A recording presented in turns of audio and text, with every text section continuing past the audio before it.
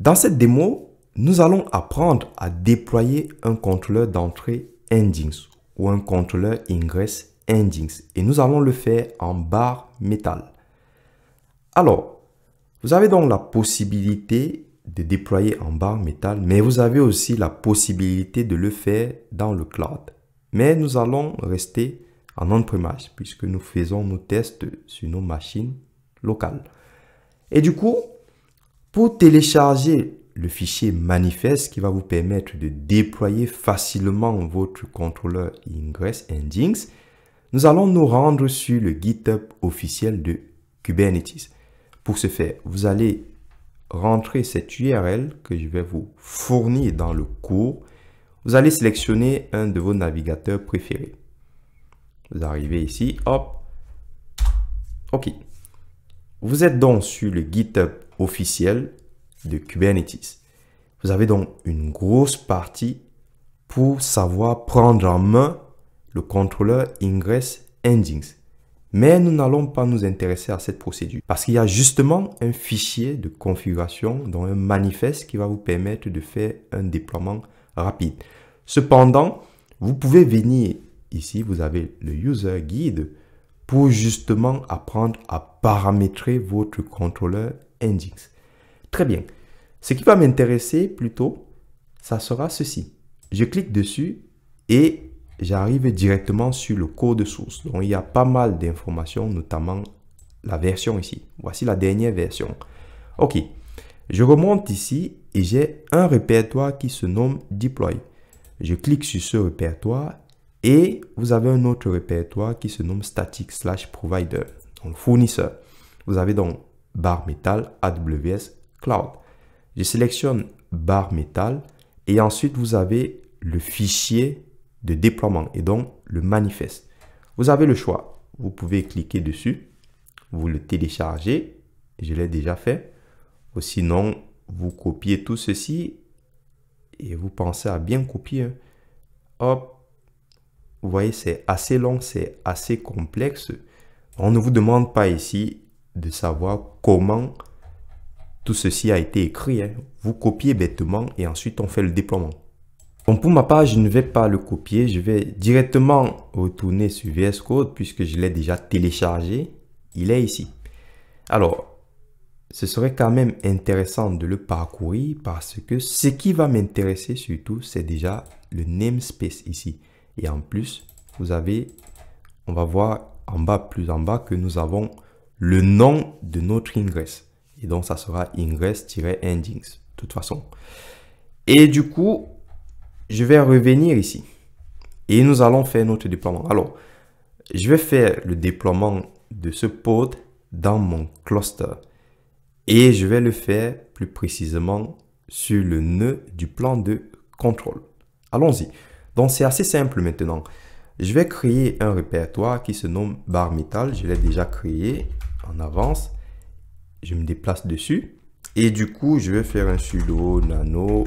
Alors, je pouvais importer directement, mais je vais faire un sudo nano de deploy.yaml. Voilà. Hop, je viens ici. CTRL-A. Hop, je viens là. Je colle. Je vais un peu agrandir.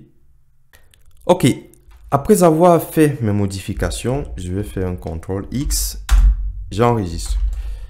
Ensuite, je vais procéder au déploiement. Mais avant de faire mon déploiement, je dois m'assurer d'être dans le bon contexte.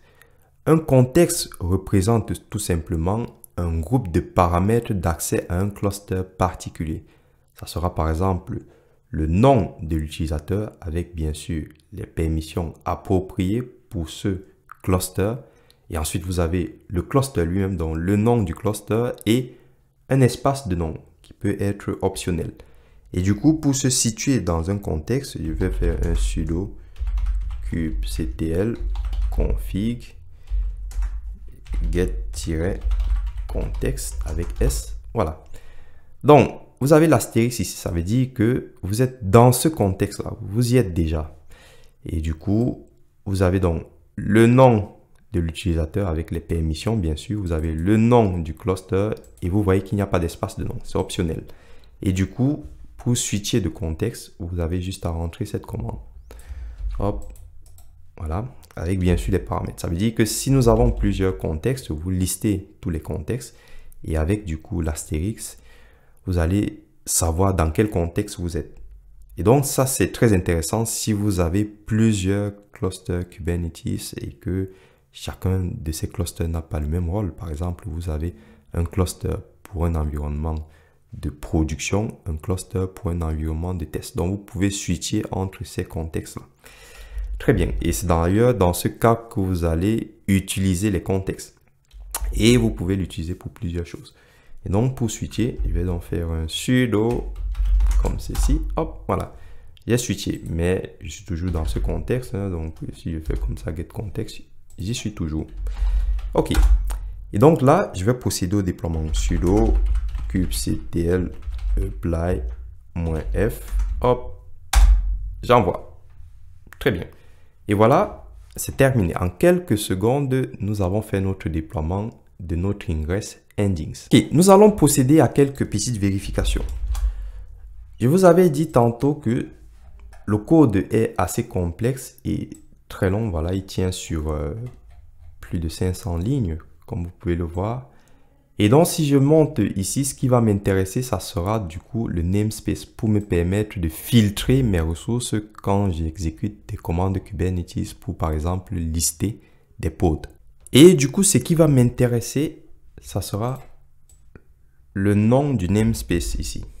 Je reviens sur mon nœud du plan de contrôle, sudo kubectl get pod-namespace. Voilà. Donc, j'ai 3 pods, dont 2 ont terminé des tâches. Si vous vous souvenez du cours, ici on peut voir hein, que le status est complete. Ça signifie que ce sont en fait des pods qui étaient là pour exécuter des tâches spécifiques. Et certainement, ça c'est donc mon pod qui est dans mon ingress Nginx. Alors, nous allons vérifier maintenant les services. Donc, sudo kubectl get service. Je vais mettre ici le nom du service. Alors, je vais même pas mettre le nom, je vais filtrer. Bon, je connais le nom, mais je vais filtrer avec le namespace, comme ceci. Hop. Namespace. Enlève un espace. OK. Et donc, vous avez 2 services qui sont créés ici. Un service de type Node Port et un service de type Cluster IP. Et donc, le deuxième service, c'est le service d'admission. Et donc, notre backend. Ensuite, vous avez le front-end. Front-end, pourquoi? Pourquoi Node Port d'ailleurs? Parce que nous allons exposer nos services de back-end vers le monde extérieur pour que les gens puissent se connecter à nos applications web depuis l'extérieur. Et pour cela, nous avons dit dans le cours que lorsqu'on fait un déploiement de notre ingress en bare metal, nous utiliserons un service de type Node Port. Si on avait fait cela dans le cloud, on devait utiliser un service de type load balancer. Alors, comme je vous ai montré, vous avez déjà des manifestes qui sont tout prêts dans le GitHub de Kubernetes. Et donc, si vous voulez faire le test, vous pouvez le faire avec un fichier manifeste pour faire un déploiement dans le cloud. Et vous allez pouvoir constater cela. Mais sachez que le service de type Cluster IP, ça sera toujours créé par défaut.